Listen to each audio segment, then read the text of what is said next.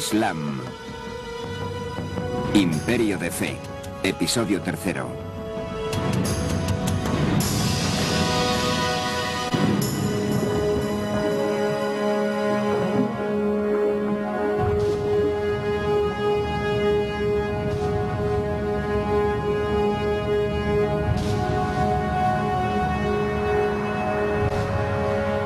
Las elevadas cúpulas y los minaretes de la ciudad de Estambul revelan la culminación de un milenio de imperio y de fe.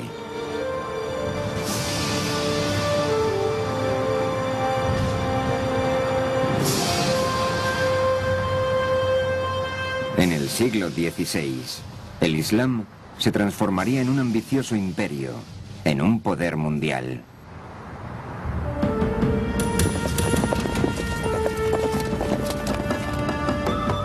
Estaba regido por una dinastía de conquistadores cuya autoridad absoluta hizo que el dominio musulmán tuviera un alcance mucho mayor de lo que había tenido hasta entonces.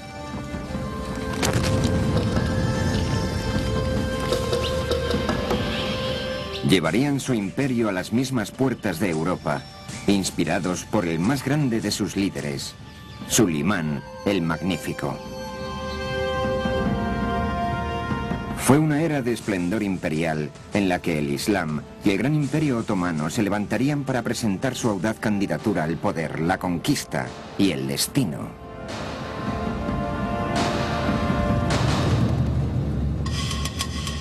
Los otomanos.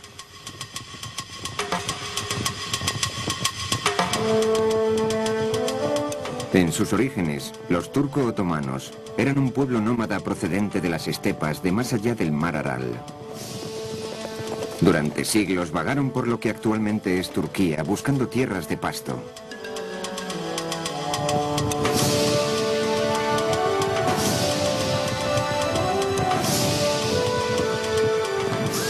Los sultanes musulmanes los habían contratado como mercenarios para luchar contra las hordas de mongoles. Pero en el desorden que siguió a la invasión mongol, los turcos empezaron a plantear sus propias reclamaciones territoriales.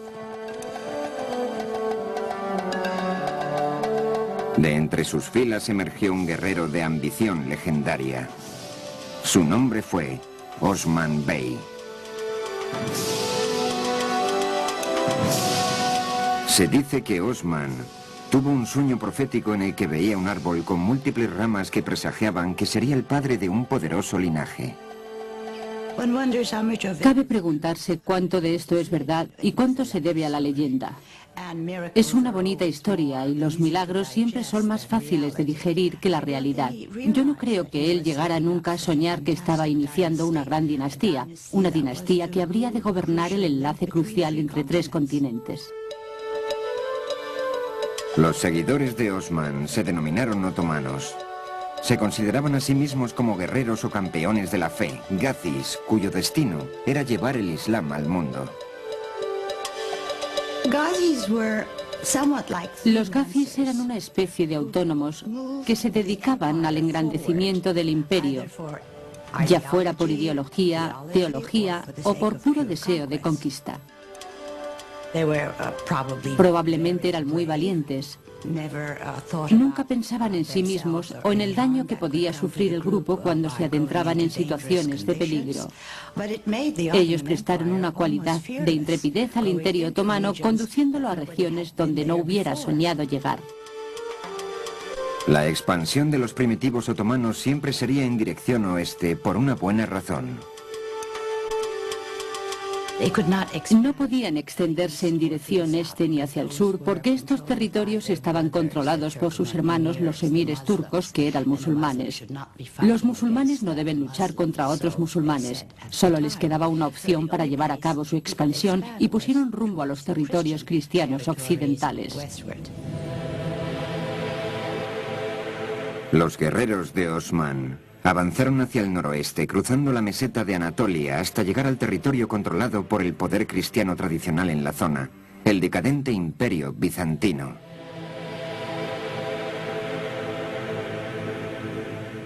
En la época de Osman, el imperio bizantino tenía 1000 años de edad y estaba alcanzando el final de su supremacía, reducido a un apartado baluarte en Eurasia.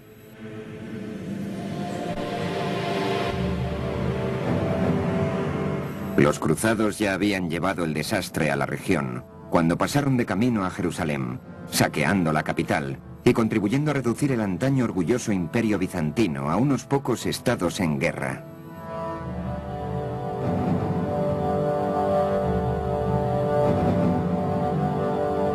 Los otomanos redujeron rápidamente estas maltrechas facciones bizantinas, uniendo al noroeste de Anatolia en un dominio único. En 1326, los otomanos tomaron la poderosa ciudad bizantina de Bursa. Esta victoria cambiaría para siempre el carácter de los turco-otomanos.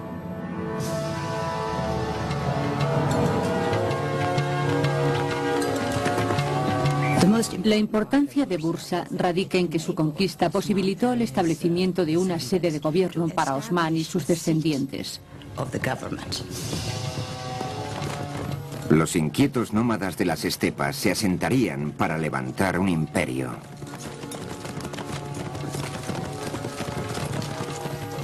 Lo que estamos considerando es un enorme suceso demográfico.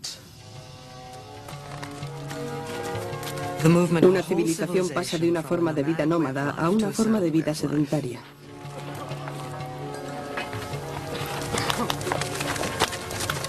Cuando los otomanos conquistaron Bursa y la convirtieron en su capital, tenían la aspiración de transportar la bandera conquistadora en representación de la civilización islámica.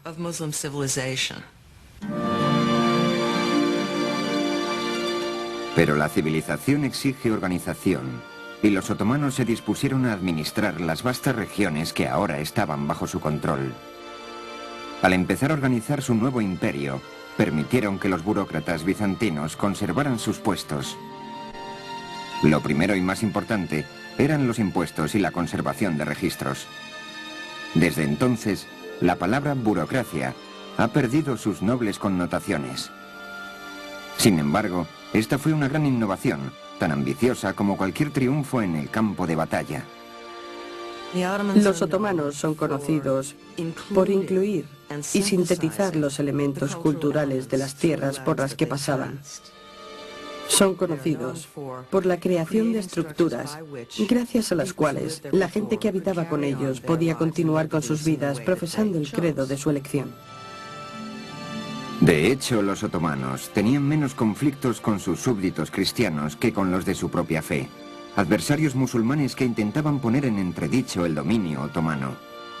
Uno de los problemas burocráticos, o si se quiere administrativos, a que tenían que enfrentarse los otomanos, consistía en una especie de protorreinos musulmanes rivales. Después de la conquista otomana, tenían viejas ofensas que solventar. Además, poseían ciertos derechos a proclamar una gloria dinástica propia. Estas viejas familias musulmanas planteaban la constante preocupación de un levantamiento que desembocara en rebelión. Los otomanos consideraron que sería una gran imprudencia el reclutar soldados para su ejército entre esa gente. Decidieron reclutar niños sin ninguna conexión con las familias musulmanes rivales.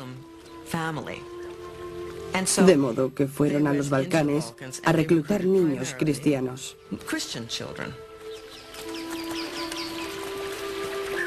Esta práctica fue denominada devshirme.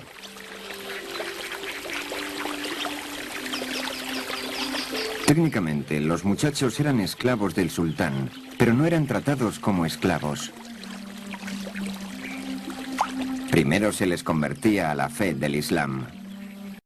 Se les enseñaba a lavarse según el ritual, a rezar y las lenguas árabe y otomana. Esto tenía un propósito político y religioso a la vez. Con la puesta en práctica del sistema de devshirme, los otomanos crearon una casta que no debía lealtad a ninguna tribu o familia. El futuro de estos muchachos era tan brillante que muchas veces los musulmanes pretendían hacer pasar a sus propios hijos por cristianos para registrarlos con los oficiales del devshirme. El sistema funcionaba de maravilla, ya que estos niños solo debían alianza al sultán, no tenían familia, país u otras relaciones. A estos niños se les dio la mejor educación que en aquel entonces podía recibirse en el mundo. Entonces estaban preparados para instalarse en las más altas posiciones del poder del imperio. Los más inteligentes ingresaban en las escuelas palaciegas y se graduaban para ser visires y gobernadores. Incluso podían llegar a ser gran visir. Los más atléticos ingresaban en el cuerpo de yanissaríes. Los janissaríes eran la infantería de élite del sultán.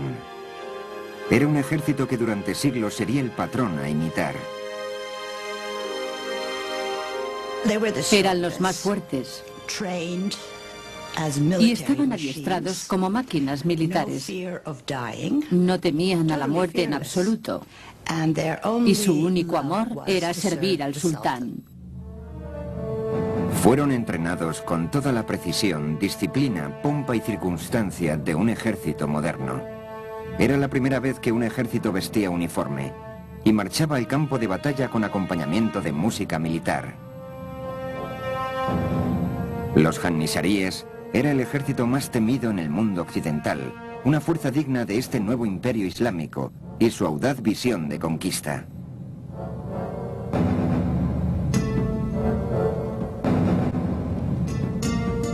A mediados del siglo XV, el Imperio Otomano se extendía desde la actual Turquía, conocida como Anatolia, hasta el interior de los Balcanes. Solo existía una excepción. Para el sultán otomano debió de ser una mortificación el que, a pesar de que sus territorios se extendían desde el interior de Asia hasta adentrarse en Europa, todavía quedase en el mismo centro de sus dominios la presa más importante de todas aún sin conquistar. Se trataba de la ciudad de Constantinopla, la ciudad más poderosa, rica y magnética del mundo entero, todavía en manos del moribundo Imperio Bizantino. Constantinopla tenía una considerable importancia económica y estratégica para los otomanos. Su importancia simbólica era aún más grande. Era la capital. No había otra ciudad como ella. Si iban a gobernar en aquella zona, estaba claro que tenían que hacerlo desde Constantinopla. Se dice que el objetivo de reclamar Constantinopla fue decretado por el mismo Mahoma. Todos los gobernantes otomanos que sucedieron a Osmán habían querido tomar la ciudad, pero esta siempre permanecía con firmeza en manos cristianas. Entonces accedió al poder un sultán, cuyos sueños de conquista no le serían denegados. La historia le honra como Mehmed el Conquistador. Solo tenía 12 años cuando asumió el sultanato, pero ya estaba bien versado en la política otomana. Hizo estrangular a su hermanastro para eliminar la amenaza de la competición por el poder.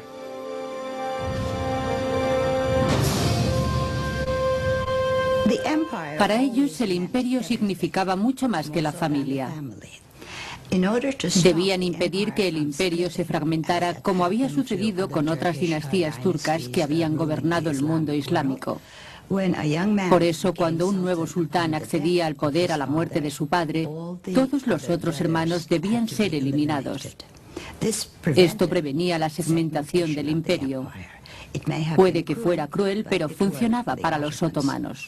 Cuando finalmente accedió al poder tras la muerte de su padre, se produjo un cambio enorme en la política del Imperio Otomano y en la dirección de una energía mucho mayor.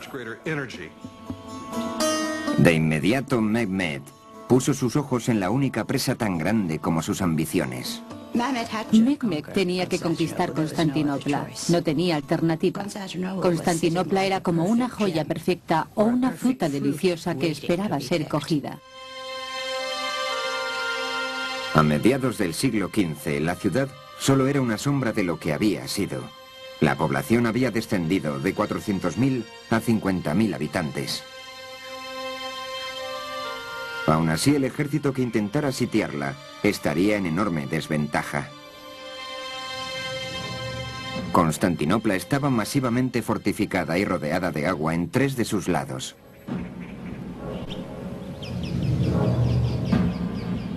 También estaba rodeada por una muralla triple de casi 30 metros de altura y 10 metros de anchura, que se había mantenido en pie durante 1000 años.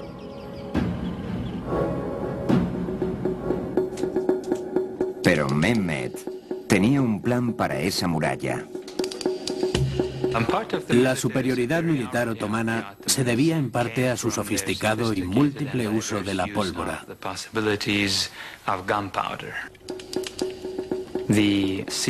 Cuando Mehmed el Conquistador sitió Constantinopla en 1453, comisionó para la ocasión unos enormes cañones nunca vistos hasta entonces, que harían una dramática demostración de las posibilidades que ofrecía la aplicación de la pólvora.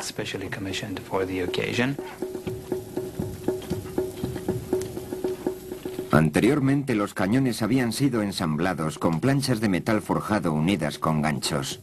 Disparaban proyectiles de piedra con apenas un poco más de fuerza que una catapulta. La nueva generación de cañones estaban formados de bronce sólido y llenos de la suficiente pólvora como para lanzar balas de cañón metálicas con fuerza demoledora.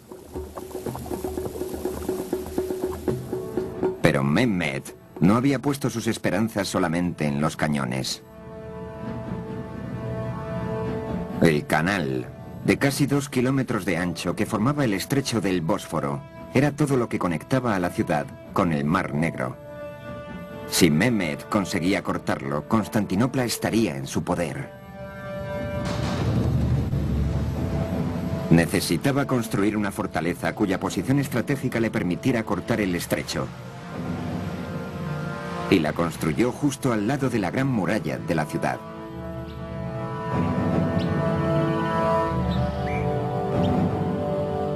Les llevó menos de 4 meses construir una masiva ciudadela de 7 torres, llamada Rumeli Hisar.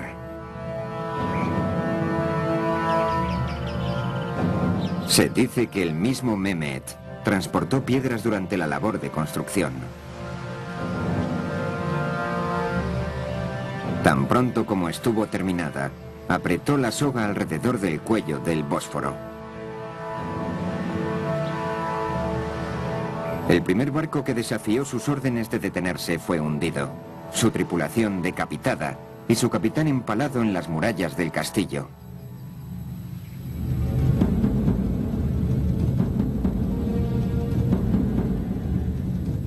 Los bizantinos extendieron una cadena masiva a través del estrecho para impedir que se acercaran los barcos de Mehmed. El 22 de abril de 1453, la ciudad sitiada contempló con horror cómo las tropas de Mehmed alzaban sus barcos a tierra firme y luego los deslizaban sobre planchas engrasadas más allá de la barrera.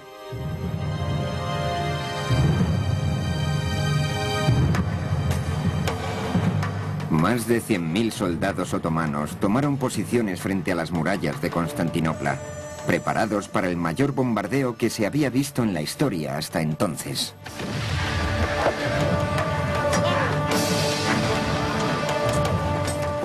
Bajo un fuego incesante, los 7.000 defensores cristianos de la ciudad resistieron durante casi un mes.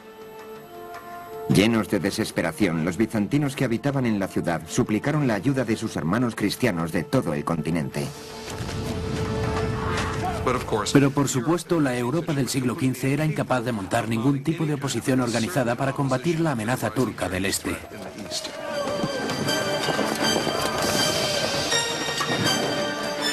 En aquella época, los reyes europeos tenían problemas políticos y militares propios. Constantinopla tendría que arreglársela sola.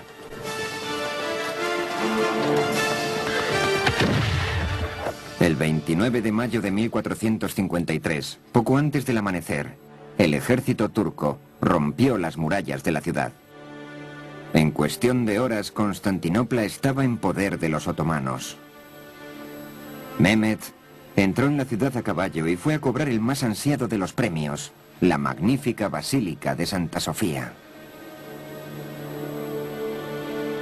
Fue construida por el emperador Justiniano en el siglo VI y su nombre significa Iglesia de la Divina Sabiduría. Su amplitud interior superaba la de cualquier edificio del mundo. Por supuesto que otros grupos de musulmanes y los otomanos mismos habían visto muchísimas iglesias. Todos habían visto iglesias. Pero ninguno de ellos había visto algo que se asemejara a Santa Sofía.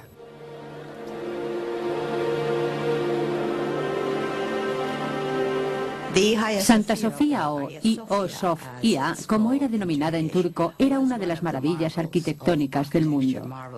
Su cúpula era la más grande y elevada de la historia y estaba bellamente adornada con oro y mosaicos. Y era de una amplitud increíble. Para Mehmed constituyó un grandioso botín. Dentro de la iglesia se elevó una voz turca, proclamando en árabe el primer fundamento del Islam. No hay más Dios que Alá, y Mahoma es su profeta.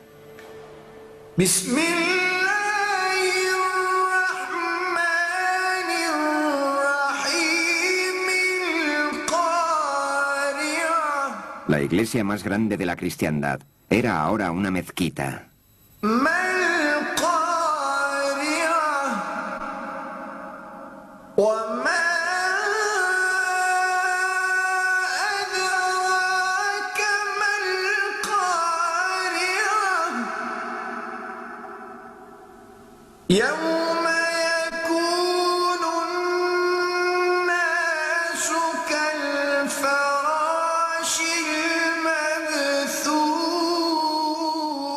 Santa Sofía se convirtió en el modelo inspirador de todas las mezquitas que construyeron los otomanos, pero ninguna la igualaría en tamaño y amplitud.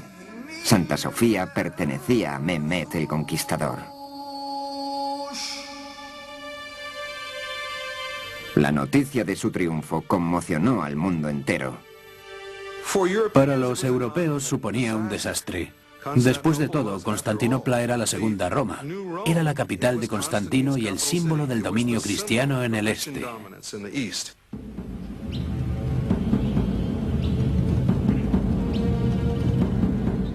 Hacía ya tiempo que los gobernantes otomanos habían acumulado títulos para sí mismos. Khan, que en turco significa emperador. Shah-i-Shah, que es persa por rey de reyes. Y sultán, que en árabe significa gobernante. Pero ahora, con todo el imperio bizantino bajo su dominio, Mehmed y sus sucesores reclamaron un título más: Sacro Emperador Romano. Los otomanos habían llegado a las puertas de Occidente y se preparaban para dirigirse a lo que ahora reclamaban como su destino definitivo: la conquista de Europa. Esta gesta recaería sobre el más legendario de todos los sultanes.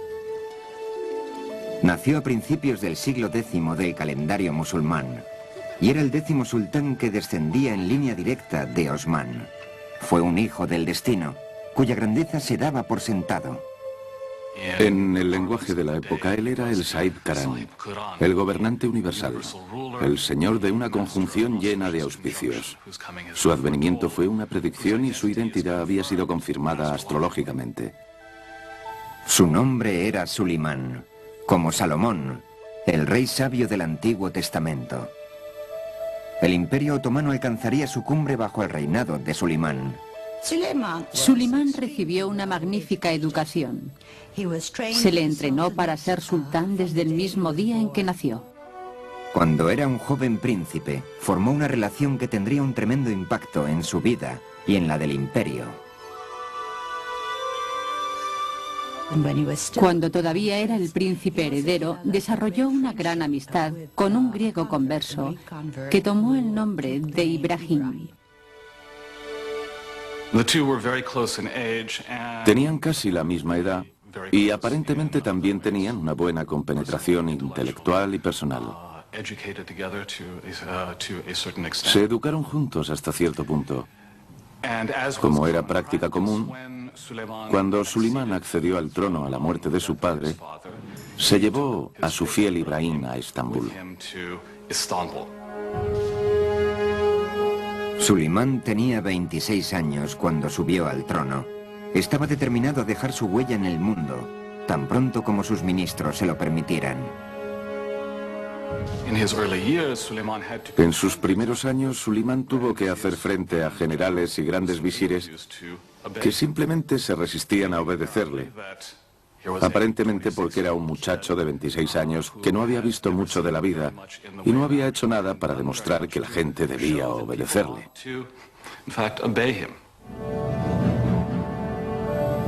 La única forma de demostrar su temple era en el campo de batalla, ya que se esperaba que todo nuevo sultán empezara su reinado expandiendo el imperio. En aquella época los otomanos controlaban Kurdistán, Egipto y las sagradas ciudades del Islam, Medina y la Meca. Sulimán dirigió su atención a Belgrado, en Hungría, el primer escalón para la conquista de Europa. Como cabeza de la dinastía otomana, tenía varias obligaciones a las que atender, y una de ellas era la conquista. De modo que la primera tarea que se impuso Sulimán, un año después de acceder al trono otomano, fue la de dirigirse a Belgrado y capturarla. Belgrado tenía una gran importancia estratégica porque desde allí el ejército podría avanzar hacia el oeste. Un año más tarde la ambición de Sulimán se fijaría en la isla de Rodas. La diminuta isla era una problemática avanzadilla de la cristiandad, en unas aguas totalmente otomanas. También era un paraíso para los piratas que atacaban los barcos de comercio musulmanes. Los 50.000 defensores de Rodas estaban atrincherados en uno de los fuertes más impenetrables del mundo. Esta vez, Sulimán decidió aplicar una táctica diferente en lugar de confiar solo en los inmensos cañones. Una nueva táctica usada muy pocas veces hasta entonces. Los otomanos fueron la primera gran fuerza que desarrolló nuevas formas de utilizar la pólvora de manera creativa para facilitar la expansión militar. Los zapadores otomanos excavaron una serie de 50 túneles cerca de la base de la fortificación para poder minar sus cimientos. Para realizar este peligroso trabajo, disponía de cristianos procedentes de los Balcanes.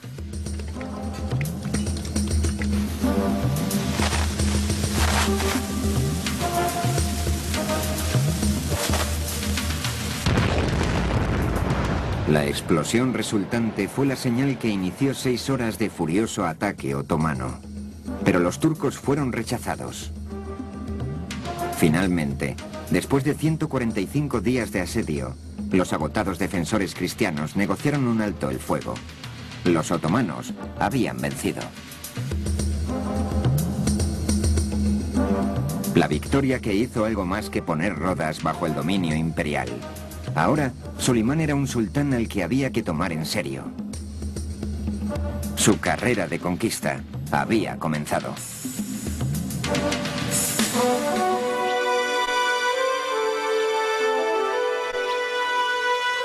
Europa llegó a temer el nombre de Sulimán.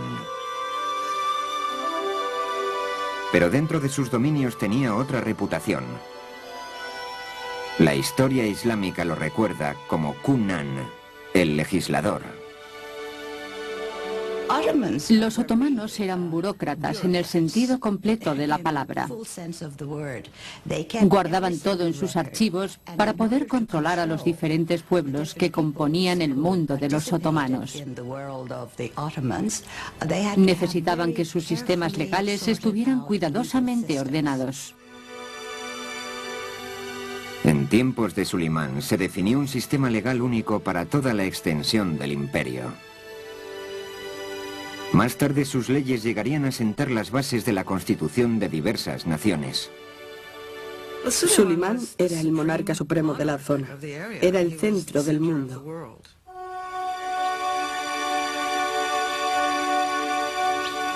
Sulimán inauguró la época clásica de la arquitectura otomana, comisionando la construcción de algunos de los edificios más espectaculares del mundo.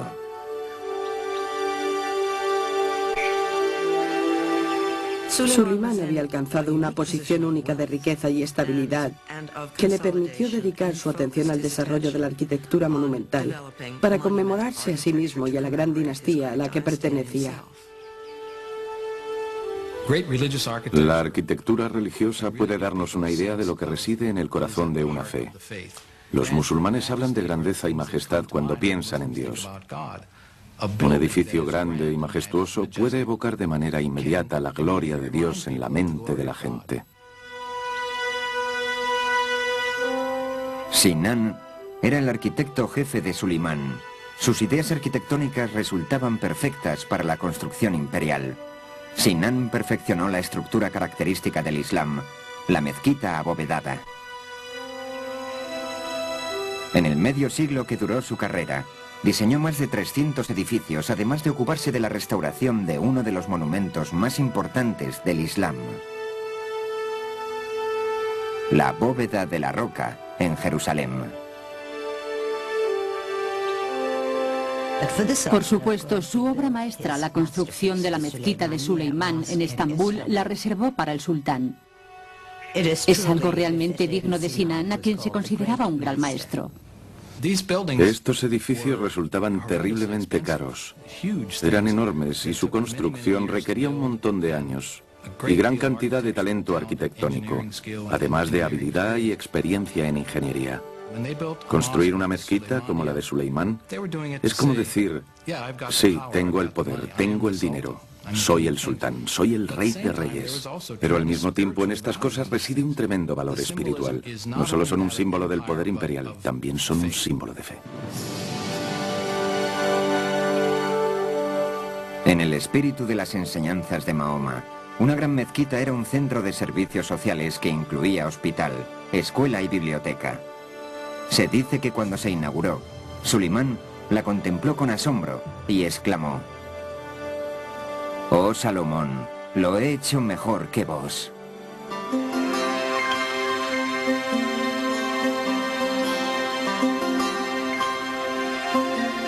El palacio de Sulimán no era menos impresionante. Topkapi era su residencia privada, además de ser la sede de gobierno. Sulimán también fue un gran patrón de las artes. La riqueza del imperio atrajo a los mejores artesanos, lo que produjo un florecimiento en las artes y oficios. La arquitectura y las artes de este periodo dan origen a la primera edad de oro del mundo otomano.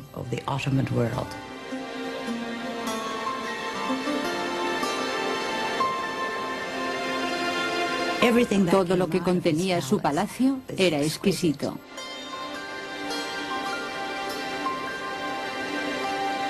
El mismo Sulimán era orfebre. Los otomanos creían que todo sultán debía tener un oficio tangible. El ser sultán no era considerado como un oficio tangible o práctico. Sulimán era un patrón muy exigente. Insistía en pasar revista al trabajo y hacía encargos en persona. Pienso que cada grupo de artesanos que trabajaba en el palacio intentaba superar a los otros para complacer al sultán, porque complacerle suponía maravillosas recompensas.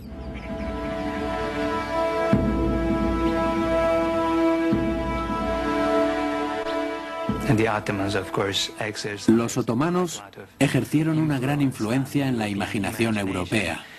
La pompa real y la ceremonia política eran tales que hubieran hecho sentirse empequeñecido a cualquier ciudadano del mundo conocido de entonces. Este fue sin duda uno de los más grandes imperios que ha habido, y los observadores europeos no podían dejar de sentir un gran respeto por el poder otomano.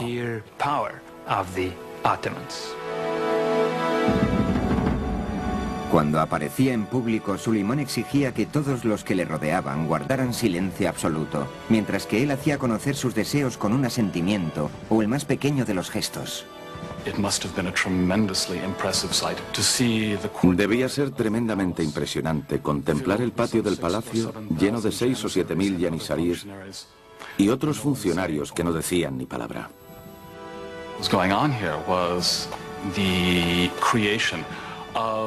Se trata de la creación de una soberanía tan misteriosa y de tan largo alcance que casi podría considerarse divina.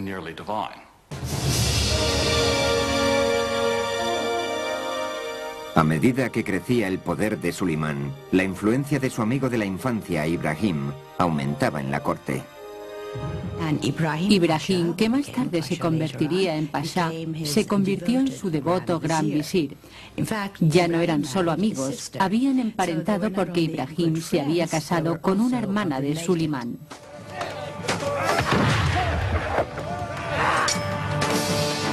Ibrahim hacía campañas con su propio ejército y su influencia y ambición aumentaron hasta que su poder era solo inferior al de Sulimán.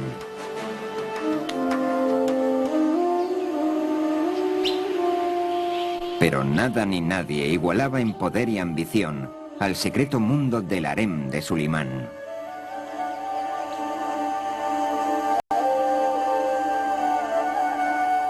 El harem, muy distinto del estereotipo occidental, no era un juguete del sultán, era el centro del poder dinástico.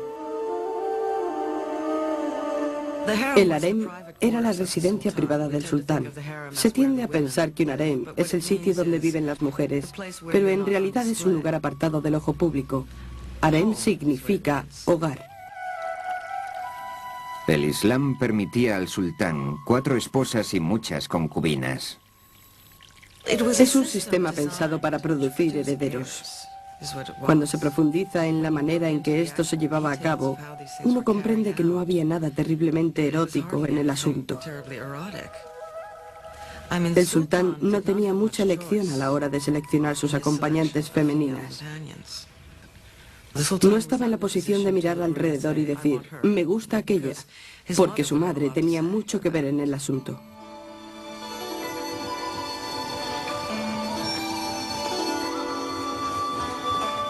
Con su primera esposa, Sulimán tuvo a su hijo y heredero, Mustafa.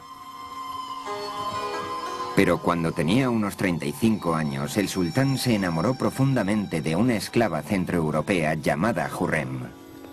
En Occidente se la conoce con el nombre de Roxelana. Roxelana daría a luz un heredero rival y se convertiría en la confidente más importante de Sulimán. El sultán debía estar protegido de cualquier influencia impropia y también debía estar protegido de cualquier rival. De alguna manera esto creaba un vacío alrededor de su persona, en el cual podía penetrar la vida del harem. Es divertido pensar que el hecho de estar tan protegido le expusiera de manera tan total a la influencia de sus acompañantes femeninas con las que pasaba tanto tiempo. Y estas mujeres que le rodeaban eran tremendamente inteligentes y ambiciosas. Roxelana fue la más famosa de todas.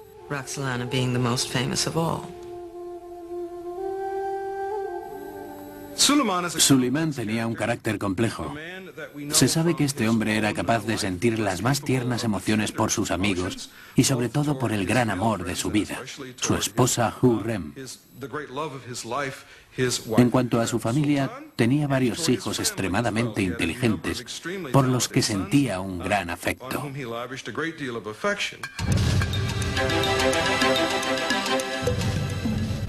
Sulimán preparó para asumir el poder a su hijo primogénito, Mustafa. Siguiendo la tradición otomana, el joven príncipe ingresó en el ejército y consiguió distinguirse rápidamente como general de talento. Claramente Mustafa iba a ser el heredero. A Sulimán le parecía que el futuro de su imperio no tenía límites. Soy el esclavo de Dios y el sultán de este mundo. Sulimán esculpía en los fuertes conquistados. Yo soy Sulimán. En mi nombre se lee el sermón de los viernes en la Meca y Medina. En Bagdad, yo soy el Shah. En los territorios bizantinos soy el César. Y en Egipto, el sultán. En la plenitud de su poder, Sulimán se veía a sí mismo superior a todos sus rivales. Tal vez tenía razón. Uno de los más grandes rivales de Sulimán era el imperio de los persas safávids. Se trataba de enemigos musulmanes, cuyo credo antagónico los había hecho adversarios de los otomanos durante siglos. Los safávids eran también turcos en sus orígenes étnicos y hablaban turco en su vida cotidiana. Al contrario de los otomanos que dirigían su expansión hacia el oeste, los safávids se estaban moviendo hacia el mundo musulmán.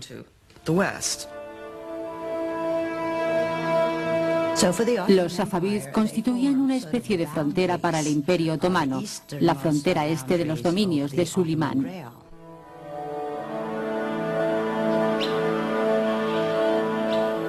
Los safávids eran musulmanes chiitas, lo que les convertía en encarnizados adversarios de los otomanos, que eran suní. Según los chiitas, un líder tenía que pertenecer a la familia de Mahoma y ser designado por su predecesor. Para los suní, la designación no era necesaria y además una persona podía ser líder sin ser descendiente directo de Mahoma.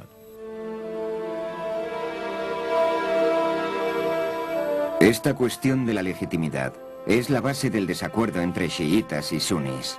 Una amarga separación que ha dividido el mundo musulmán hasta nuestros días. Yo me atrevería a decir que los otomanos en realidad nunca pensaron en sí mismos como suní, hasta que los safávids se les enfrentaron como sus rivales chiitas. Los safávids desarrollaron una ideología rival que se convirtió en una razón para luchar. Además, existían las otras razones por las que la gente lucha en general. Por riqueza, territorio y prestigio. Los safávids plantearon una guerra en el oeste de Anatolia. Esta zona era la que más preocupaba a los otomanos, ya que era un terreno difícil. Difícil de conquistar y difícil de controlar. El poder militar de los safávids era formidable y además plantearon una rivalidad cultural a los otomanos. Eran grandes patrones de las artes. Pienso que son más conocidos por su patronato artístico que por sus grandes conquistas y sus sistemas legales y administrativos. Y su ciudad, la capital safavid, era una de las más hermosas del mundo, aunque no transmitía la misma sensación de poder que uno percibía en el Imperio Otomano y en su capital. Era un tipo diferente de poder. Eran más elocuentes, tal vez en la belleza de su decoración y en sus espacios ceremoniales. Es un aspecto del Islam totalmente diferente. El arte y la arquitectura safavid alcanzan un nivel más selecto. Es un arte más apreciado por la calidad de la filigrana y por su intrincada y elaborada técnica que por su tamaño monumental.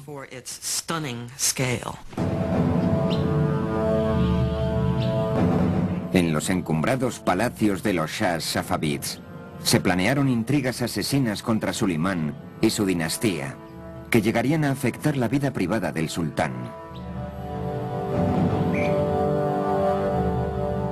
Pero la atención de Sulimán estaba en el oeste, donde una Europa vulnerable y fragmentada esperaba su conquista. El Imperio Otomano comprendía todos los territorios que van desde Egipto a Kurdistán, y ahora Hungría le pertenecía también. Pero sus ambiciones iban más allá de Hungría. Deseaba que todas las partes del mundo que le eran conocidas estuvieran en su poder.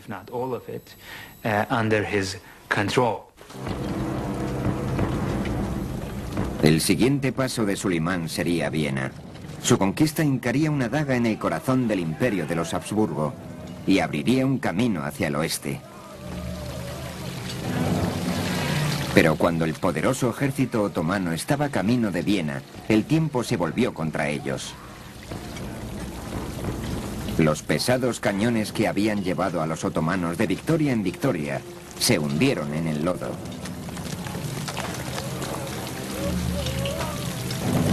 Sulimán tuvo que continuar sin ellos.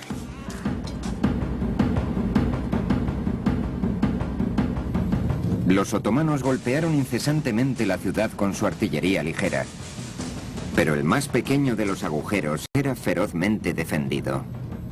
Después de un largo asedio, el invierno avanzaba a pasos agigantados y Sulimán retiró sus fuerzas. Esto no fue causa de preocupación. Sulimán estaba seguro de regresar muy pronto, pero nunca lo hizo. El fracaso de Sulimán en Viena fue muy importante para Europa. Era la primera gran derrota en mucho tiempo. Los europeos habían estado perdiendo sin interrupción y ahora parecía que iba a amanecer un nuevo día para Europa.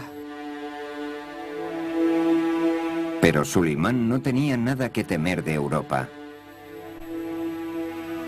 Sus rivales musulmanes safavids y su propia familia se encargarían de asestar el más cruel de los golpes al sultán y a su imperio.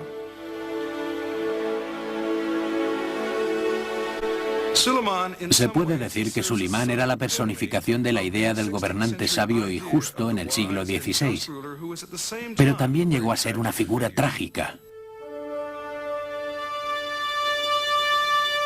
Las intrigas no cesaban jamás en el poderoso mundo del hogar del sultán. El palacio de Topkapi no fue originalmente diseñado para acomodar a las señoras. Las mujeres vivían en lo que era denominado el Palacio Viejo. Pero Hürrem, como la mayoría de las mujeres, siempre estaba quejándose de que su marido pasaba demasiado tiempo en sus campañas fuera de la capital. Decía que se sentía muy sola y que los niños le echaban de menos. Pues bien, sorprendentemente, los aposentos de Hürrem en el Palacio Viejo se incendiaron. Ella tuvo que irse a vivir temporalmente al Palacio de Topkapi mientras se renovaban sus habitaciones. Jamás regresó al Palacio Viejo. Hürrem se había instalado en el centro del poder, promoviendo a su propio hijo como heredero y sumergiéndose en una red mortal de habladurías y sospechas. Profesaba una increíble devoción a su marido. Cualquier amenaza para Sulimán era una amenaza para ella y se disponía a eliminarla. La primera amenaza procedió de Ibrahim Pasha cuando asumió títulos que solo correspondían al sultán. Hürrem comprendió que esto causaría problemas al imperio y a la dinastía. Ibrahim Pasha tenía que desaparecer.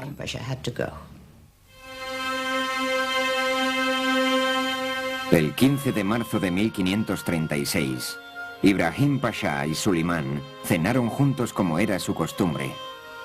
Por la mañana, se encontró el cuerpo de Ibrahim, que había muerto estrangulado.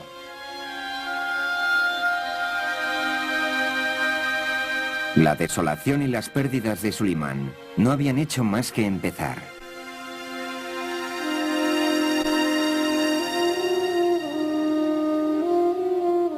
Pocos años después de la muerte de Ibrahim, Hürrem afirmó haber descubierto una conspiración para destronar a Sulimán, perpetrada por su propio hijo Mustafa con la ayuda de los safavids.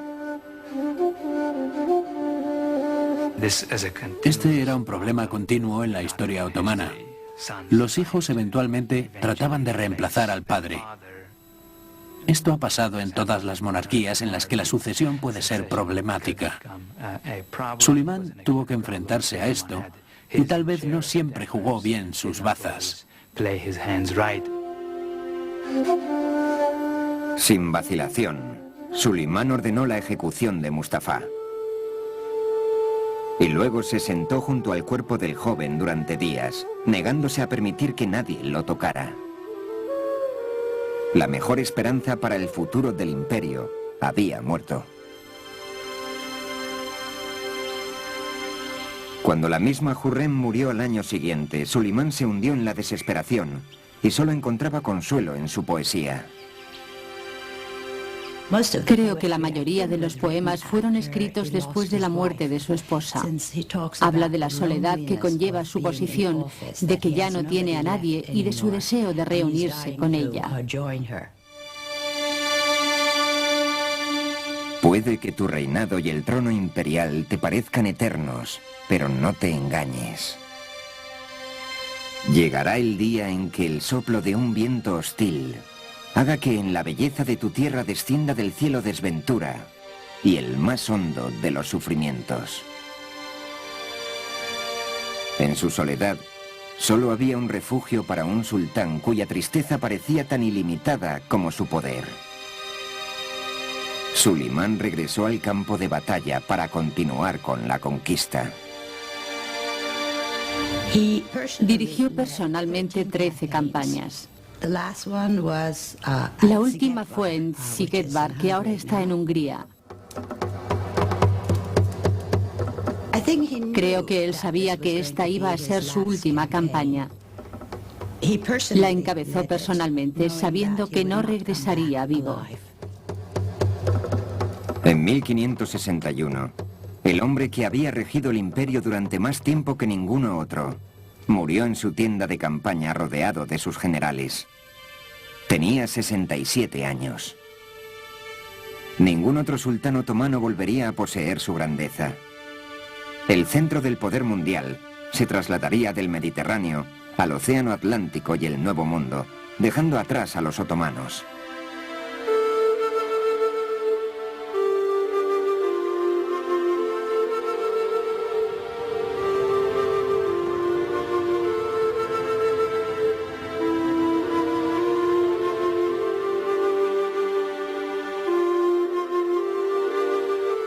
En el Estambul actual, los derviches sufís siguen dando vueltas y bailando oraciones de la misma forma que hacían en los días de Sulimán. Es la meditación en movimiento, cuyo origen místico se remonta a los tiempos del profeta Mahoma.